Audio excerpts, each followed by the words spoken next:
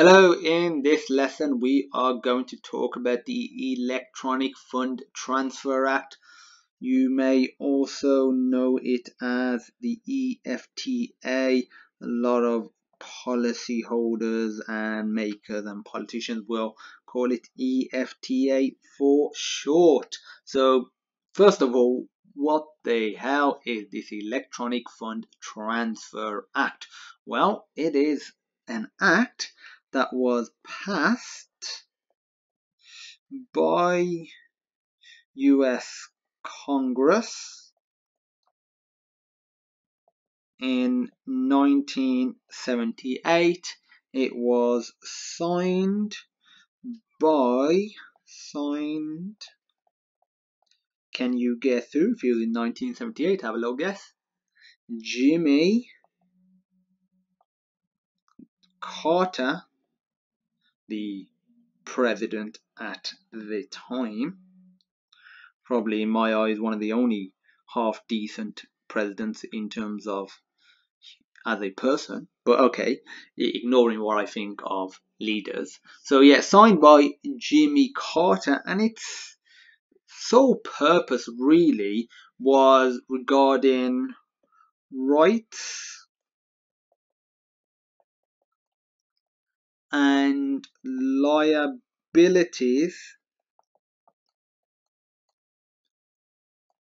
of consumers when they are using electronic means of transferring money, whether you're buying something, whether you're sending something, whatever it is. It was basically the rights that you have as a consumer, the liabilities that you may be liable for as a consumer.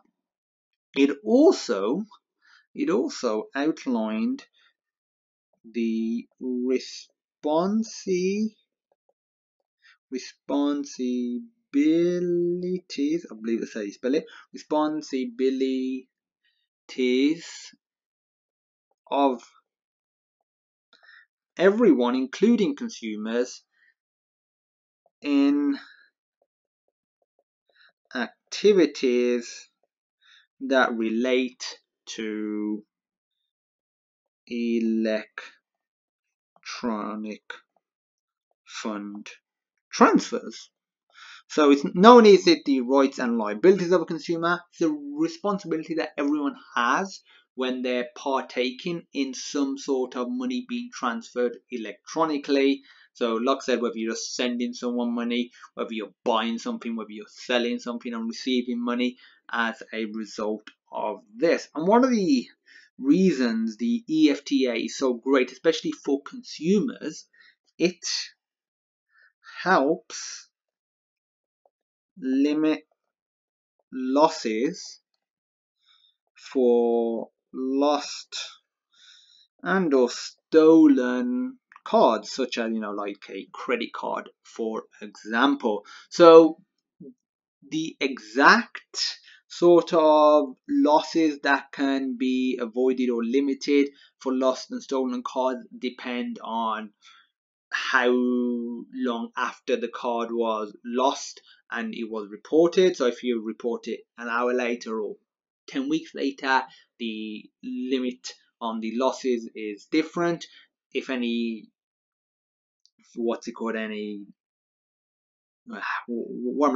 if any activities, electronic activities regarding money had occurred when you actually reported it lost or stolen, you can actually get away with not being liable at all if you report it. I think it's within 2 days, and if there have been actually no transactions. So you could just have a bit of inconvenience and actually not lose any money. So this is great for consumers because things can get lost, things can get stolen, identity theft and fraud. So as a result, this is a really powerful act that helps consumers and merchants alike as well.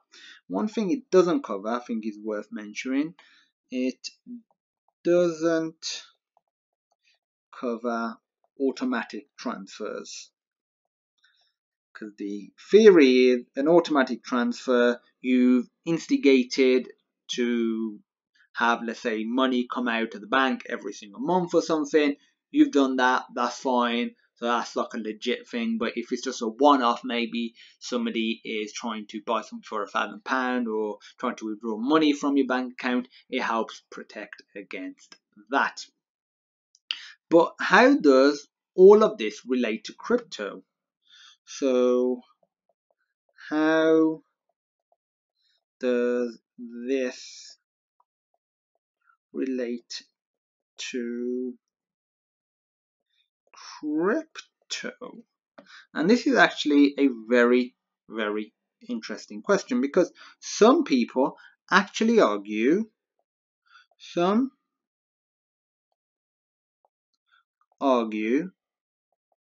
that Bitcoin is illegal. And they say this because it doesn't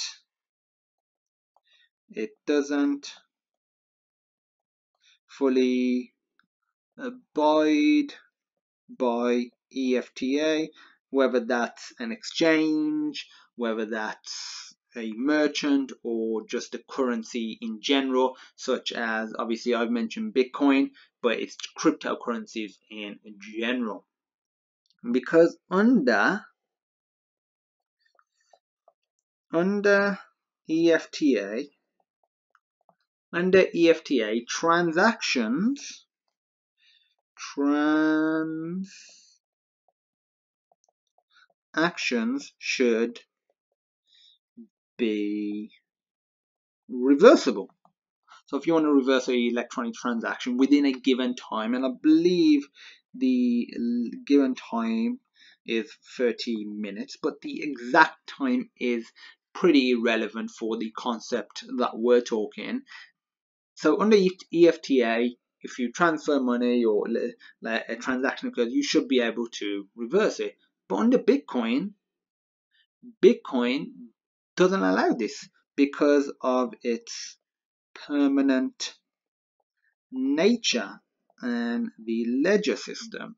So this right here, if you're treating it as a currency, and currency that is obviously only electronic, and you are transferring currency electronically, then you can see why people would say that this is illegal, because it's not operating under EFTA.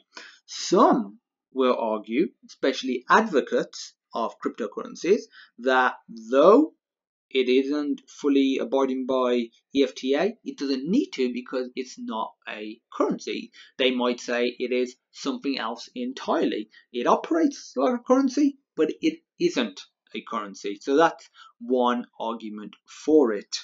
But some argue it should be regulated the same as a commodity,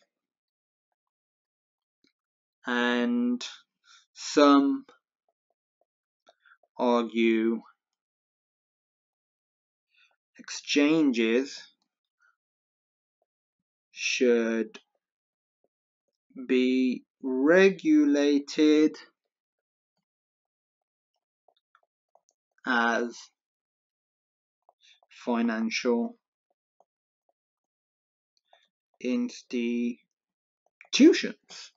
So some are saying it should be regulated the same way commodities are, the actual currency should be, and exchanges that facilitate transferring money, exchanging currency to another currency should be regulated the same way financial institutions are, so they should abide by EFTA. But one thing I will say that is certain is the uncertainty of this. And the reason it's so uncertain is because we're in a whole nother arena regarding currency, regarding ownership, just regarding everything that we know about financial systems. This is nothing like what we've had before in any major way. So as a result, the old laws, this is something I'm certain about, is that the old laws will not be viable for the new age, whether that is a Bitcoin age, an Ether age, a Dash Monero Litecoin age, or some other coin entirely, even if it isn't purely crypto based, whatever it is, because it's going to be a whole new technology, the laws need to change. So whether it's an update to EFTA, whether it's like EFTA 2 or EFTA plus, whatever it is, policymakers need to understand this, and instead of clashing with the users and the developers and just the community in general for cryptocurrencies and blockchain based systems, they need to work with them and figure out what is the best course of action, because governments most likely are here to stay, at least for the foreseeable future. It's looking like cryptocurrency is going to be a major part of the next few years, and especially next few decades of our planet and the economy. So we need to work together. So this has just been a really cool video on the Electronic Fund Transfer Act. If you have any questions, feel free to reach out. And as usual, thank you for watching, and I look forward to seeing you in my next lesson.